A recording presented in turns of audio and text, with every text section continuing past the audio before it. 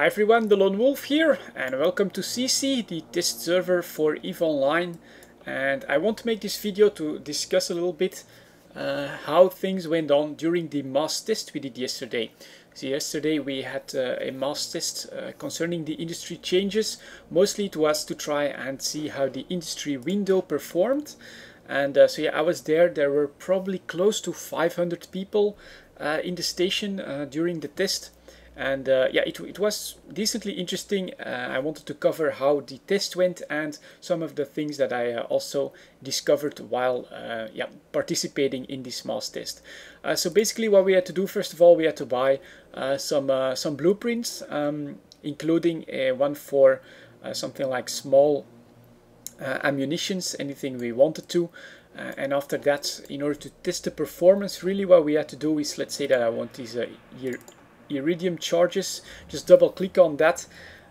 We had to do one run, and I don't actually want to copy this, but I want to manufacture, let's say, one job run for manufacturing iridium charges. So we had to press start, and while this job was running, we had to spam the blueprints with our arrow keys that we had just bought, just to try and make the industry window reload constantly. And yeah, just test the performance. From my experience, it went pretty well. You really had to spam it quite hard, like I'm going to do in just a second after I go for the last one. So you really had to go like click, click, click, click, try to go up to get to a point where it can't follow anymore. And because there were 500 people in there, you know, even here, you know, you can still sort of follow. But let's go back down. Just really spam that very hard, and there you go. We got this slow down message. You can't do this quite so fast. Please wait 1 second. It's a little bit like with the session change timer and stuff like that. But honestly, if you were just reasonable about this, let's say we go on manufacturing, you just click on one, wait for the 1 or 2 seconds, just wait for all the materials to load, and then go for another one that you want. If you go about it this way, it was still 100% playable and responsive during the entire test in my experience. So I felt that performance-wise the test was really a success because the industry window on my end held up quite nicely. So yeah, here we go. Jobs are completing as well. Let's deliver this. So you do see that it starts to flash here, and I can just press deliver on this one and on this one, and here we got another 2 minutes going on my iridium charges. So you can also see that the timers that seems to have been fixed as well. Right as you install a job, you actually get those timers in the correct fashion, whereas earlier on the test server it just wouldn't show up quite so quickly. So it seems that the performance has improved quite a lot. Another thing that I've discovered is that you can actually easily see now how much the estimated value of all your inputs are. So here, for instance, I just go on this arrow, you can see estimated value 10,000 ISK in order to produce this. If I go over here again, 10,000 ISK. I think if you have like, let me maybe see if I do this over here. Blueprint efficiency -1%. Does it show the difference? No, that's a little weird that it's twice exactly the same, but okay, maybe at some point. I think it would have been nice if this one showed the gross, so without the material efficiency of the blueprint, and this one the net. But that should be like at least 2 tritanium difference. So it doesn't show that, but yeah, you get a clear picture of how much the estimated value of all your inputs are. Then just hover over the end result, and here, for instance, 2,650 ISK for antimatter charges, 2,133 ISK on input, and the job cost is 73 ISK. So you get a bit more quickly an idea of whether or not it's actually worth doing the job. Yeah, that was one thing that I really did notice. Next up, maybe these 4 icons are going to be very important. We first had to manufacture stuff, and for some reason the industry window immediately put me into the time efficiency research, and so I actually started the wrong job for the test, but I think overall it was still okay. But yeah, you have to keep a close eye on these ones. Because sometimes the industry window seems to switch from like manufacturing to time efficiency or to material efficiency without me really knowing where the change happens. But other than that, just keep an eye on that, keep an eye on the inputs, and then that all seems to be working quite well.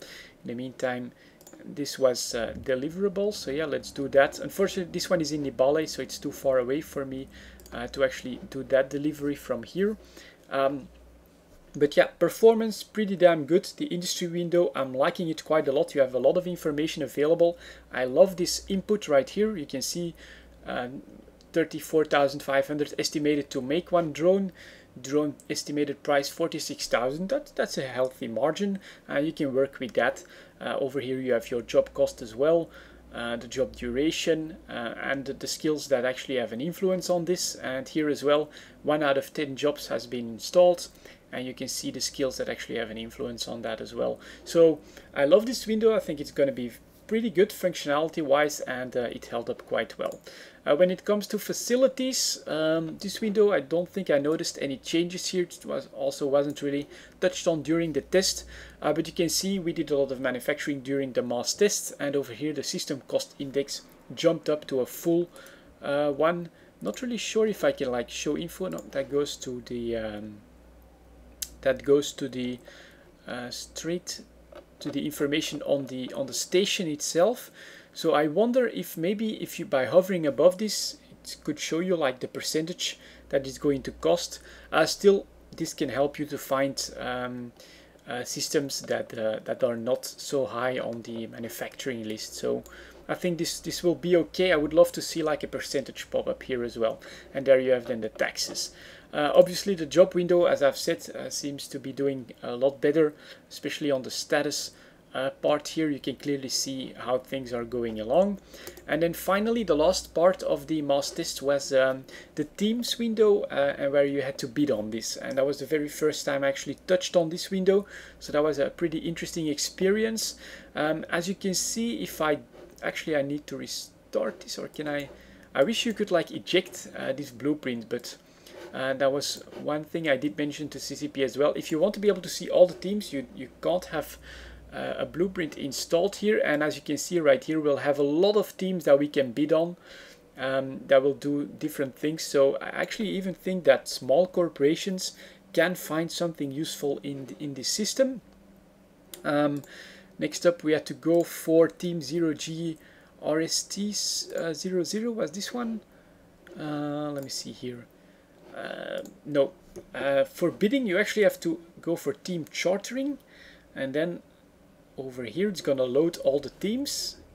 Yep, and then you can actually start bidding on this. And the one we had to bid on was, I think, this one, RST00. Someone actually bid 11 billion on this one. I tried as well, so I bid up to 10 billion to try to get this team to go into Iona. But yeah, it's with this team chartering, so you want to have that. Here you can probably see all the active teams, and then on team chartering you can actually start bidding yourself. And let's say that we want this team 0G RTI00 to go to Iona as well. So all I have to do then is I click on bid. Over here I press the solar system where I want to see, but then I have to enter. That was one thing we have to remember. You do an enter, and then it will select the system, and then you can place your bid. Let's say 100,000 ISK, or let's just try 100 ISK. The bid needs to be higher than 150,000, so there is a minimum price as well. Let's just put that bid up here, and there you can see actually 1.5 million. I put a zero too much there, but you can see your current bid here, and you can see the auction ending in 5 days. And then yeah, you can not sure if you can filter on like your bids. That would be cool. But yeah, on any team then you can just hover over this. My bid here is to get this one to Iona, 1.5 million. It's currently winning. The one we had to bid on during the test, over here someone went up to 11 billion to get it into Beret. I'm second one with Yona, and then we have INQWR 7 billion as well. So yeah, people did empty out their test wallets to try and get this stuff to work and see how it works. Yeah, it's not that intuitive, so you usually will want to do a restart of the window so you don't have a blueprint selected, because otherwise, let's say I go into teams here, and if I select a blueprint of like ammunition, it's only going to be teams that that actually have an influence on ammo, as you can see here, specialty ammo, that come in your teams tab. So yeah, and it's a little bit annoying that you actually have to do a restart. It would be better if you could like eject this somehow. But then you go to the teams tab, you go for team chartering, so you can actually do the bits. You click on bit, you enter the system you want it in, you press enter. That's one thing that I had to get used to. I did it wrong a few times, not understanding what was happening. Then you just place your bid, let's say 2 million. I press bid, and there you go, the bid is up, and people can add to it for the same system or try and compete against you if they want to get it into another system.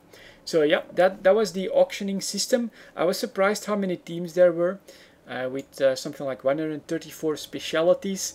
This does leave room to a lot of teams for you to bid on, so I do think that pretty much anyone will have the opportunity to bring a team to their system for cheap. Yeah, I was quite impressed with this, honestly. It could be an interesting mechanic once it hits TQ. And over here, well, we have to wait a little bit for these jobs to cover, but like I said, the windows seem to be working quite nicely during the mass test, so I think it was quite successful. Anyways, that's it for this video, guys. Quick update of what's happening on the test server. Thank you very much for watching. I'll see you all next time.